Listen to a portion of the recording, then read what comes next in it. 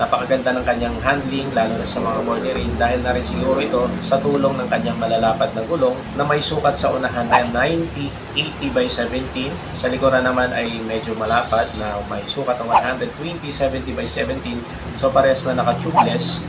At ang kanyang suspension sa unahan naman ay nilagyan ng telescopic fork. At sa kanyang likuran naman ay naka-single shock o naka-mono shock, kaya hindi natin ramdam kahit na may malalaking lubak sa Pinas or may mga matataas na humps. Napakaganda pa rin ang kanyang suspension sa unahan, lalo na nung sinakyan natin at sinukat natin yung kanyang seat height. Pagdating sa kanyang braking system, dito sa unahan ay naka-single disc brake na may single pot caliper dahil standard version nito ay wala siyang ABS. So ang R version natin ay naka-ABS na siya at yun ang susunod nating content or susunod na i-review natin. At sa likuran naman ay naka-disc brake pa rin na may single pot caliper din. Parehas na naka-disc brake ang unahan at likuran.